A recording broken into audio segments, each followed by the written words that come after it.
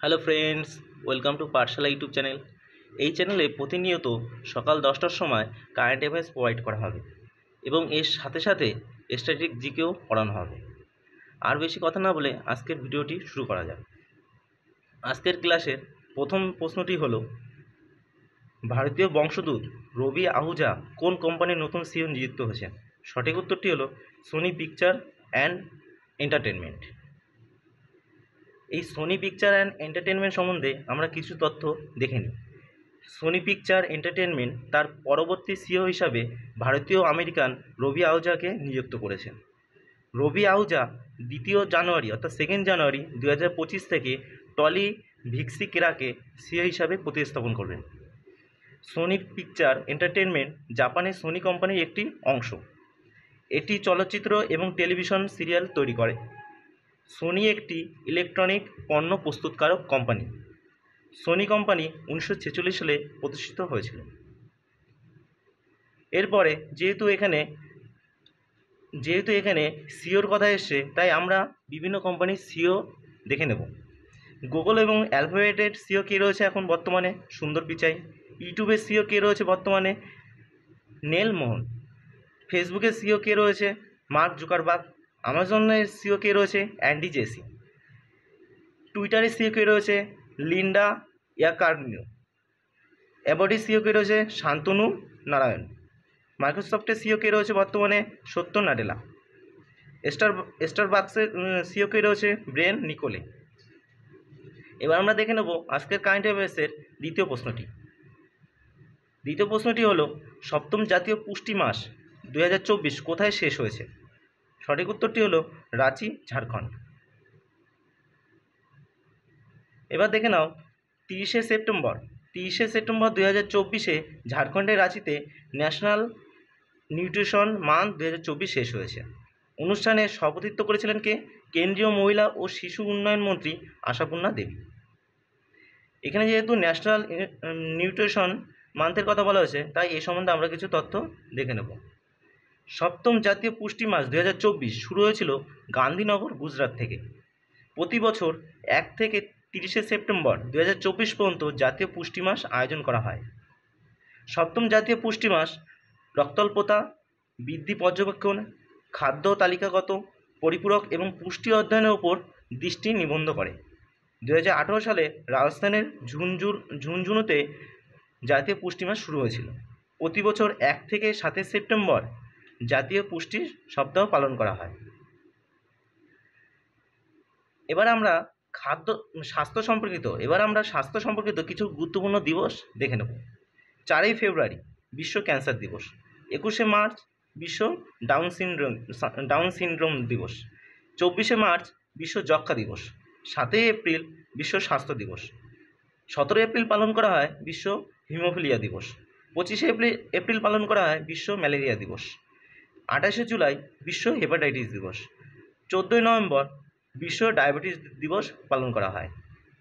এবার আমরা দেখে নেব 3 নম্বর প্রশ্নটি। 3 নম্বর প্রশ্ন বলছে, ভারত টেস্ট সিরিজে বাংলাদেশকে হারিয়ে ঘরের মাঠে পরপর কতবার টেস্ট সিরিজ জেতার রেকর্ড গড়েছে? সঠিক উত্তরটি হলো 18 বার। এবার এক্সট্রা ফ্যাক্টে আমরা কিছু তথ্য দেখে নিই। 2 ম্যাচ টেস্ট সিরিজের, অর্থাৎ এই সিরিজের 2টো ম্যাচ ছিল। 2 ম্যাচ টেস্ট সিরিজের দ্বিতীয় ম্যাচে বাংলাদেশকে 7 উইকেটে হারিয়ে 2 টেস্টের সিরিজ 2-0 ব্যবধানে জিতেছে ভারত। 2012 সালে শেষবারের মতো ঘরের মাঠে ইংল্যান্ডের কাছে 4টি টেস্টের সিরিজে 2-1 ব্যবধানে হেরেছিল ভারত। বাংলাদেশের বিপক্ষে 8ম টেস্ট সিরিজ জিতেছে ভারত। বাংলাদেশের বিপক্ষে টেস্ট সিরিজে প্লেয়ার অফ দ্য সিরিজ ঘোষণা করা হয়েছে রবিচন্দ্রন অশ্বিনকে। রবিচন্দ্রন অশ্বিন শ্রীলঙ্কার স্পিনার মুথাইয়া মুরলীধরনের টেস্ট সিরিজে 11টি প্লেয়ার অফ দ্য সিরিজ পুরস্কার জেতার রেকর্ডের সমান করেছেন। এবার আমরা দেখে নেব বিগত কোন ক্রিকেট দেশগুলি সবচেয়ে বেশি ঘরের মাটিতে টানা টেস্ট সিরিজ জিতেছে। প্রথম হচ্ছে ভারত, 2013 এবং 2024 সালের মধ্যে টানা 18 বার টেস্ট সিরিজ জিতেছে। দ্বিতীয় হচ্ছে অস্ট্রেলিয়া, 1994 সাল থেকে 2000 সালের মধ্যে ঘরের মাটিতে টানা 10 বার টেস্ট সিরিজ জিতেছে। তৃতীয় হচ্ছে অস্ট্রেলিয়া, 2004 সাল থেকে 2010 সালের মধ্যে ঘরে মাটিতে টানা 10বার টেস্ট সিরিজ জিতেছে। চতুর্থ হচ্ছে ওয়েস্ট ইন্ডিজ, 1976 সাল থেকে 1986 সালের মধ্যে ঘরে মাটিতে টানা 8বার টেস্ট সিরিজ জিতেছে। পঞ্চম হচ্ছে নিউজিল্যান্ড, 2017 সাল থেকে 2020 সালের মধ্যে ঘরে মাটিতে টানা 8টি টেস্ট সিরিজ জিতেছে। এবার আমরা দেখে নেব আজকের 4 নম্বর প্রশ্নটি। আজকের 4 নম্বর প্রশ্ন হলো, ক্রুজ ইন্ডিয়া মিশন কোথা থেকে চালু করা হয়েছে? সঠিক উত্তরটি হলো মুম্বাই। এক্সট্রা ফ্যাক্টে আমরা ক্রুজ মিসাইল ইন্ডিয়া সম্বন্ধে দেখে নেব। কেন্দ্রীয় সরকার 5 বছরের জন্য ক্রুজ ইন্ডিয়া মিশন চালু করেছে। মিশনটি চালু করেছেন কেন্দ্রীয় বন্দর, নৌ পরিবহন ও জলপথ মন্ত্রী সর্বানন্দ সোনোয়াল। এর লক্ষ্য কী? এর লক্ষ্য হলো ভারতের ক্রুজ ট্যুরিজমকে 10 লাখ যাত্রীতে বৃদ্ধি করা এবং 2029 সালের মধ্যে 4 লাখ কর্মসংস্থান তৈরি করা। ক্রুজগুলি হলো বড় যাত্রীবাহী জাহাজ যা রেস্তোরাঁ, বিনোদন এবং খেলাধুলার ক্রিয়াকলাপগুলিকে বৈশিষ্ট্যযুক্ত করে। এখানে যেহেতু মিশনের কথা বলা হয়েছে, তাই সম্প্রতি কয়েকটি মিশনের সম্বন্ধে আমরা দেখে নেব। ভারত 2028 সালের মধ্যে চন্দ্রযান 4 মিশন লঞ্চ করবে, যার উদ্দেশ্য কি? যার মাধ্যমে চাঁদের মাটি পৃথিবীতে ফিরে আনবে। কেন্দ্র সরকার বায়ুমণ্ডলীয় বিজ্ঞানে গবেষণা ও উন্নয়নের জন্য 2 বছরের জন্য মিশন মৌসুম লঞ্চ করেছে। ইসরো 2023 সালে সেপ্টেম্বরে তার প্রথম সৌর মিশন আদিত্য L1 লঞ্চ করেছিল। ভারতের শুক্রযান মিশন 2028 সালে মার্চ মাসে লঞ্চ করা হবে। এবার আমরা দেখে নেব 5 নম্বর প্রশ্নটি। জম্মু কাশ্মীরের নতুন ডিজিপি কে হয়েছেন? সঠিক উত্তরটি হলো নলিন প্রভাত। এক্সট্রা ফ্যাক্টে আমরা নলিন প্রভাতের সম্বন্ধে কিছু তথ্য জেনে নেব। জম্মু ও কাশ্মীরের নতুন ডিজিপি হয়েছেন সিনিয়র IPS অফিসার নলিন প্রভাত। তিনি ন্যাশনাল সিকিউরিটি গার্ডের অর্থাৎ NSGর মহাপরিচালক হিসাবেও দায়িত্ব পালন করেছিলেন। ডিজিপি হলো একটি রাজ্য বা কেন্দ্রশাসিত অঞ্চলের পুলিশের সর্বোচ্চ পদস্থ অফিসার। এবার জম্মু কাশ্মীর সম্বন্ধে কিছু তথ্য দেখে নাও। জম্মু কাশ্মীর কত সালে কেন্দ্রশাসিত অঞ্চলে পরিণত হয়েছিল? 1919 সালের 31 অক্টোবর। জম্মু কাশ্মীরের রাজধানীর নাম কি? শ্রীনগর ও জম্মু। লেফটেন্যান্ট গভর্নর কে রয়েছে এখন জম্মু কাশ্মীরের? মনোজ সিনহা। এবার জম্মু কাশ্মীর সম্বন্ধে কিছু কারেন্ট অ্যাফেয়ার্স দেখে নাও। বিশ্ব কারুশিল্প পরিষদ জম্মু কাশ্মীরকে ওয়ার্ল্ড ক্রাফট সিটির মর্যাদা দিয়েছে। সম্প্রতি জম্মু কাশ্মীরে তাবি মহোৎসব পালিত হয়েছে। জম্মু ও কাশ্মীর প্রধানমন্ত্রী বিশ্বকর্মা যোজনা বাস্তবায়নের প্রথম কেন্দ্রশাসিত অঞ্চল হয়েছে। বিশ্বের সর্বোচ্চ রেল সেতু চেনাব রেল সেতু 359 মিটার, যেটা জম্মু কাশ্মীরের রামবান জেলার সাঙ্গলদান এবং রিয়াসির মধ্যে নির্মিত হয়েছে। এবার দেখে নাও আজকের 6 নম্বর প্রশ্নটি। Director general of arm force medical service এর প্রথম মহিলা মহাপরিচালক কে রয়েছে? যেহেতু এখানে প্রথম মহিলার কথা এসছে, তার জন্য প্রশ্নটি এখানে ইম্পর্টেন্ট হয়ে যাচ্ছে। সঠিক উত্তরটি হলো আরতি সারিন। এবার আরতি সারিনের সম্বন্ধে কিছু তথ্য দেখে নাও। ভাইস অ্যাডমিরাল আরতি সারিন সশস্ত্র বাহিনী মেডিকেল সার্ভিসের মহাপরিচালক পদে অধিষ্ঠিত প্রথম মহিলা হয়েছেন। তিনি armed force medical college Pune থেকে স্নাতক পাশ করেছিলেন।